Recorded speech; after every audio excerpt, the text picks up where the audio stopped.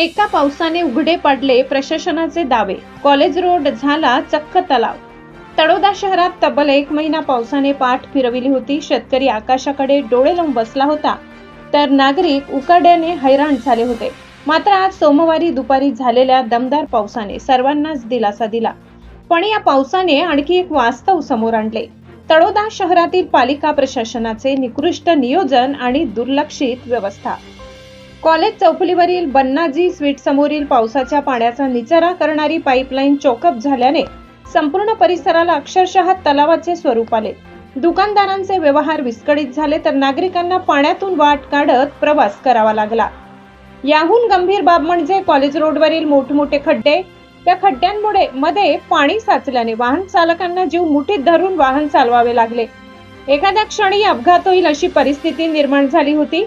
रस्त्याच्या दोन्ही बाजूंना साचलेल्या पाण्यामुळे हा रस्ता आहे की तलाव असा प्रश्न नागरिक उपस्थित करत आहे.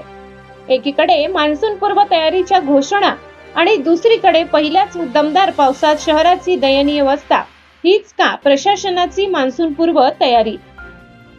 संबंधित विभागाने वेळेत गटारी आणि पाईपलाईनची स्वच्छता केली असती तर आज नागरिकांना या संकटाचा सामना करावा लागला नसता. आता प्रश्न एकच आहे, प्रशासन जागे होणार कधी? नागरिकांना सुरक्षित रस्ते आणि योग्य जलनिस्सारण व्यवस्था मिळणार की प्रत्येक पावसात तळोदा शहर असेच पाण्यात बुडणार? परिवर्तन 24 न्यूजची प्रशासनाला स्पष्ट मागणी. कॉलेज रोडवरील खड्डे तातडीने बुजवावेत, चोकअप झालेली पाईपलाईन त्वरित साफ करावी आणि पावसाळ्यात नागरिकांना त्रास होणार नाही यासाठी कायमस्वरूपी उपाययोजना कराव्यात. परिवर्तन 24 न्यूज, सत्य स्पष्ट आणि बेधडक.